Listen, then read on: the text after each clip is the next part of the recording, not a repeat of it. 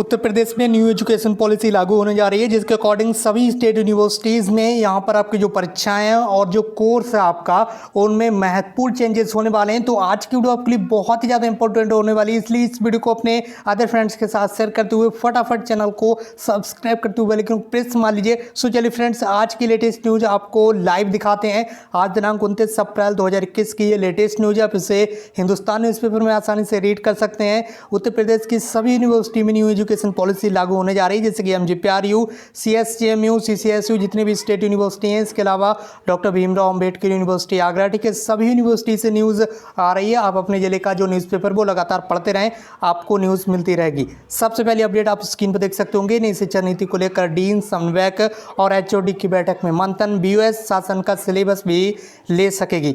इसके साथ ही जुलाई से न्यू जो शैक्षिक सत्र स्टार्ट होने जा रहा है, उसके अकॉर्डिंग VA, BCom और BSc जो है आपके कोर्स वो अब सेमेस्टर मोड में स्टार्ट होने वाले हैं। सेमेस्टर मोड का आप मतलब समझते ही होंगे कि 6 मंथ में एक बार आपको पेपर देना होंगे, ठीक है। जिस तरह से अदर सेमेस्टर कोर्स चलते हैं उसी तरह से BA, BSc, BCom में भी सेमेस्टर सिस्टम लागू होने के बाद आपको साल में एक बार परीक्षाएं देने के बजाय 6 मंथ में एक बार परीक्षाएं देना होंगी, यानी कि एक साल में आपको 2 बार एग्ज़ाम देना होंगे।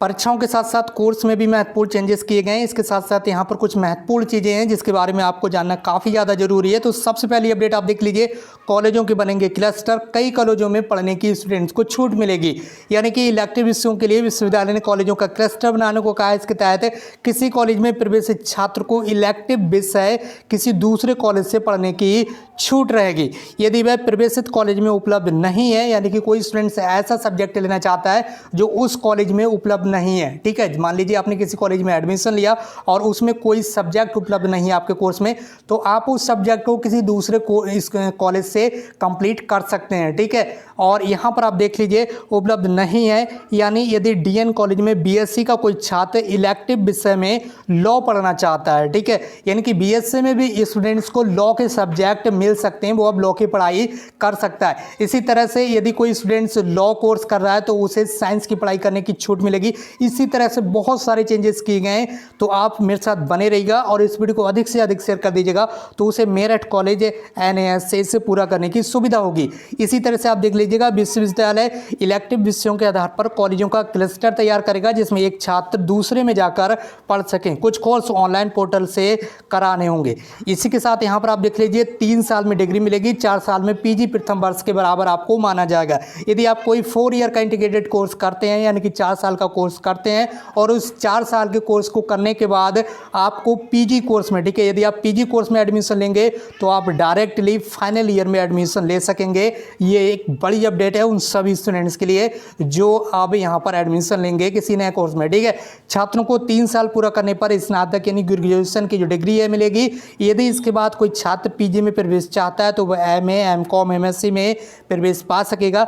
यदि छात्र ने 4 वर्षीय स्नातक किया, यहाँ पर समझ लीजिए, यदि आपने कोई ऐसा कोर्स किया है ग्रेजुएशन में, ठीक है, इंटर के बाद जो ग्रेजुएशन होता है उसमें आपने 4 वर्ष का कोई कोर्स किया है, तो उसका जो चौथा साल है वो वर्ष PG प्रथम वर्ष के समकक्ष होगा, यानी कि जो आपका 4th ईयर होगा वो पोस्ट ग्रेजुएशन के 1st ईयर में इंक्लूड किया जाएगा, ठीक है।